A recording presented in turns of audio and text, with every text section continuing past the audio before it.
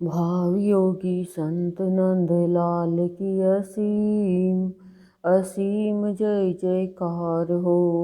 बाबा बलदेव की असीम असीम जय जयकार हो।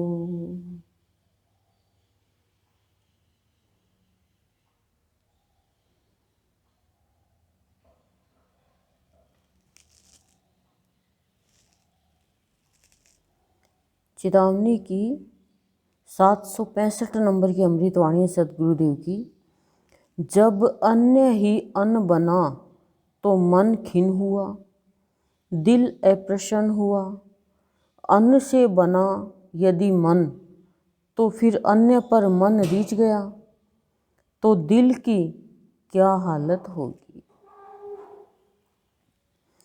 मन और दिल के लिए बताया है कि जब मन खुश होता है, दिल प्रसन्न होता है तो जीवन में खुशियाँ ही खुशियाँ, आनंद ही आनंद, शांति ही शांति रहती है।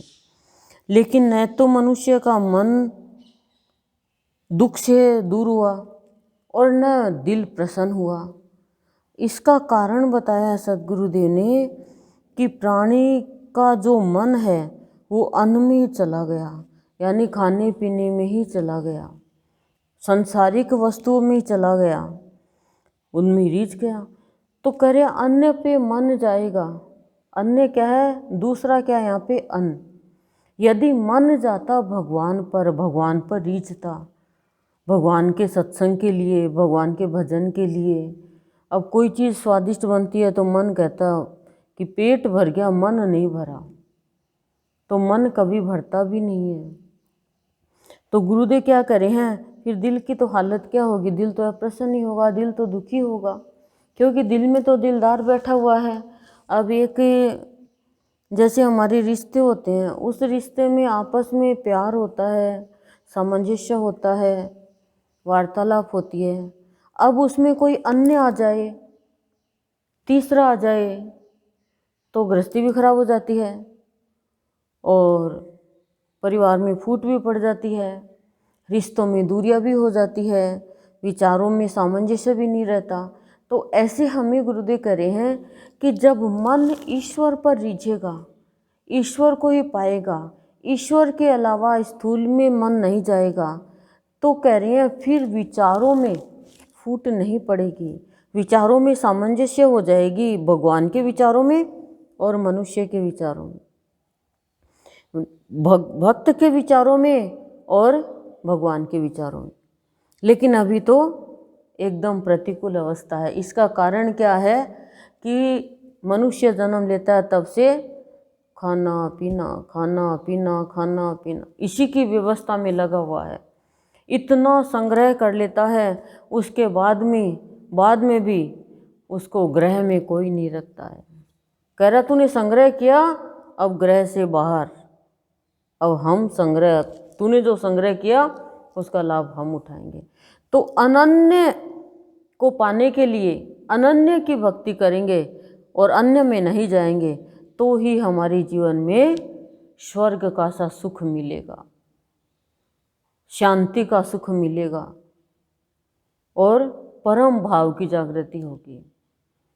तो कह रहे हैं गुरुदेव, जब तक प्राणी का मन इतर में है, यानी इधर उधर की बातों में है, खाने पीने में है, पहनने ओढ़ने में, स्थूल में है, दुनियादारी में है, तब तक मन अप्रसन्न रहेगा, मन दुखी रहेगा और जीवन में है अशांति, कलह, क्लेश, खिन्नता, भिन्नता, इन्हीं का वातावरण रहेगा। तो क्या जीवन जिया फिर? कोई बहार नहीं, कोई सुधार नहीं, कोई व्यवहार में शुद्धता नहीं। तो क्यों नहीं है? क्योंकि अन्न के कारण ही प्राणी झूठ बोलता है, बेईमानी करता है, अपना ईमान बेच देता है।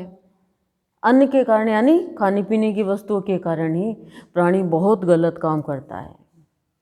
पर भगवान कह रहे हैं, चींटी को कण हाथी को मन कौन देता है? इन पक्षियों का पेट कौन भरता है? क्या ये कमाने जाते हैं क्या? मनुष्य कमाता है, मनुष्य अपना जीवन सुधार सकता है, लेकिन खाली अन्न के लिए, अन्न के लिए, अन्न के लिए। जब बच्चा पैदा होता है तो भगवान का नाम उसके कान में नहीं दिया जाता है, बस ये जल्दी से उसको दूध का फुआ दे, उसको दूध का फुआ दे। अरे जब वो हुआ नहीं था तब भी तो था बिना दूध के, लेकिन ना उसको समझ ही नहीं आती है कि सबसे पहले भगवान के नाम के दूध का फुआ दें हम, भगवान का नाम उसके कानों में सुनाए, उसको उद्देश्य बताएं कि मनुष्य जीवन तेरे को क्यों मिला है। लेकिन क्या कहते हैं, ये तो दादा पे गया है, ये तो दादी पे गया है, ये तो नाना पे गया है, तो मामा पे गया है, ये तो बड़ा होके अपने दादा का बिजनेस संभालेगा, ये तो बड़ा होकर अपने पापा का बिजनेस संभालेगा, ये कहते हैं। कोई मतलब ही नहीं है कि भगवान के नाम से, और जबकि हर एक प्राणी ईश्वर का दूसरा रूप है, पर अपने रूप को पहचानता नहीं है। क्यों? खाली खाने पीने में ही चला गया, अन्य में ही चला गया, अनन्य को नहीं जान पाया। प्राणी भी एक अनन्य है, भगवान भी अनन्य है, यानी एक ही है, पर प्राणी दूसरों से कंपेयर करता है, ये पैसे वाला है, ये अच्छा खाता है, ये खाता है, ये वो खाता है। तो बही खाता कहाँ खुलाएगा, फिर खाता ही खाता में चला जाएगा। खाता खुलाने के लिए बैंक में जाते हैं, खाता खुलाने के लिए पोस्ट ऑफिस में जाते हैं, लेकिन यहाँ पर भी तो खाता खुलाओ, नहीं तो खाता जाएगा अहंकार हमारी जीवन को, और अन्न है, अन्न को हम खाते जाएंगे और भोग में चले जाएंगे। तो रोग ही रोग, भोग के साथ तो रोग है, और योग के साथ योग्य है, योग के साथ संयोग है, योग के साथ योगी है, और भोग के साथ भोगी है। अब भोगी बनो चाहे योगी बनो, वो तो मनुष्य के ऊपर निर्भर है। जिसका भगवान से योग हो गया, भोग उसको परेशान नहीं करते हैं। जब भरत जी मिलने के लिए जा रहे हैं श्री राम जी के पास, तो इतनी सिद्धियाँ, अष्ट सिद्धियाँ आ गई, और इतना उनको खाने पीने का दिया, लेकिन उनका मन नहीं गया बिल्कुल भी, कि मेरा मन तो मेरे राम में लगा हुआ है, ये क्या करेगी मेरे लिए, कहीं मेरा मन इनमें चला नहीं जाए। तो भगवान ने नीचे सोए तो भरत भी 14 साल तक नीचे सोया। भगवान ने वलकल पहने तो भरत ने भी वलकल पहने। हमारे गुरुदेव तो हमें सारे सुख देते हैं, उसके बाद भी हम कराते रहते हैं, कभी सराहते नहीं हैं ईश्वर की भक्ति को, कराते ही रहते हैं, कराते ही रहते हैं। और दुख लेता है ये, तो कोई आए तो सही इसके दरबार में, लेकिन प्राणी का दुख दूर हुआ नहीं, और प्राणी कृतज्ञ हुआ नहीं। भूल जाता है प्राणी उस ईश्वर को, इस ईश्वर की पूजा करने वालों को, उस दरबार की महिमा को, सब कुछ भूल जाता है। कभी भी वो भगवान को धन्यवाद देना ही नहीं चाहता। हमेशा धन्यवाद देना चाहिए। हे भगवान, धन्यवाद जब आनेगा, पर भगवान जब हम कहेंगे मैं धन्य हो गया तेरे को पाकर, तूने मुझे अन्य से अनन्य की भक्ति कराई, और मेरे जीवन में जब तू अनन्य बनकर आया तो मेरी भटकन छूटी, मेरी रटन छूटी, मेरे कर्मकांड छूटे, मेरा ऊपर ऊपर का दिखावा छूटा। जो ऊपर का दिखावा करता है वो भीतर में भगवान को कहाँ देखेगा।